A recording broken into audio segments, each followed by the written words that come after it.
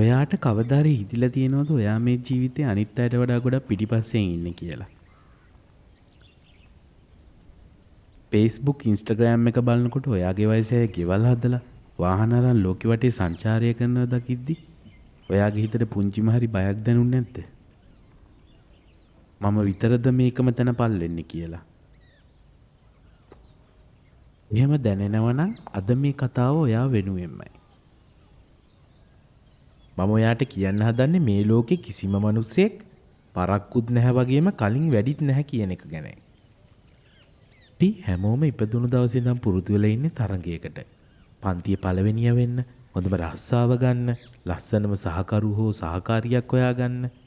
මේ හැමදේම අපි කරන්නේ ලෝකයේ හදපු වයස් සීමාවලට අනුව. අවුරුදු 25 වෙද්දි රස්සාවක් තියෙන්න ඕනේ. 30 වෙද්දි කසාදයක් බැඳලා ඉන්න ඕනේ. හැබැයි අපි අමතක කරනවා හැම මලක්ම පිපෙන්නේ එකම වෙලාවට නෙවෙයි කියලා. සූර්යකාන්ත මලක් පිපෙන වේගයෙන් නෙමෙයි සමන් පිච්ච මලක් පිපෙන්නේ. ඒත් මේ මල් දෙකම ලස්සන තියෙන්නේ ඒවාට ආවෙනික වුණු වෙලාවේදී පිපුණමයි. අපේ ජීවිතෙත් ඒ වගේ. සමහර අය වයස 20 දී ලොකු සල්ලිකාරයෝ වෙනවා. හැබැයි අවුරුදු 40 දී මැරිලා යනවා. තවත් සමහරු අවුරුදු 50ක් වෙනකන් සාමාන්‍ය විදියට ජීවත් වෙලා 60 දී ලෝකෙම දන්න නායකයෝ වෙනවා.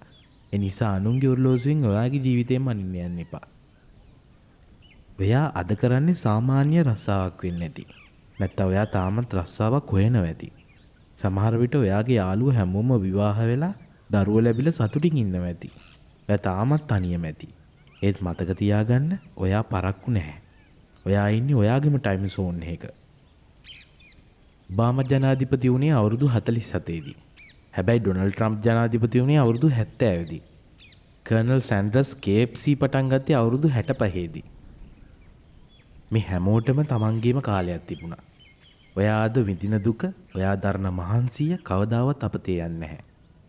ඔයා මේ තාක් ආපු ගමන දිහා බලන්න. ඔයා කොච්චර දේවල් ඉවසුවද? කොච්චර පරාජයන් දරාගත්තද? මේ හැමදේම ඔයාව සකස් කරන්නේ ඔයාගේ නියම කාලය එනකොට ඒ ජයග්‍රහණය දරා ගන්න පුළුවන් මිනිසෙක් කරන්නයි. දෙයින්දලා අනුන්ගේ ප්‍රොෆයිල් දිහා බලලා හූල්ලන එක නතර කරන්න. ඒ වෙනුවට ඔයාගේ ජීවිතයේ අද දවසේ කරන්න තියෙන පුංචිම වැඩේ හරියට කරන්න. ඔයා හිමින් යනව වෙන්න පුළුවන්. හැබැයි ඔයා නවතින්නේ නැත්නම් අනුන්ගේ පස්සේ දුවන අයට වඩා ඔයා ඔයාගේම ජීවිතය ඇතුලේ ගොඩක් දුර ගිහින්. ජීවිතය කියන්නේ අවසාන ඉලක්කයට යන එකම නෙමෙයි.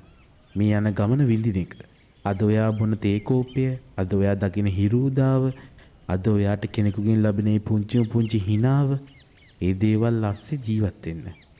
ඔයා දිනන දවසට මේ හැම අමාරු කාලෙම මතක් කරලා ඔයාට hina වෙන්න පුළුවන් වේවි. ඉතින් තව දුරටත් කලබල වෙන්න එපා. හුස්මක් ගන්න. ඔයා ඉන්නේ නියම තැන. ඔයාගේ කාලය එනවා. ඒ එනකල් විශ්වාසයෙන් ඉන්න. මේ කතාව අහලා ඔයාගේ හිතට පොඩි හරි සැනසීමක් දැනන නම් ඔයාගේ අදහස කමෙන්ට් එකක් විදියට දාන්න අමතක කරන්න එපා.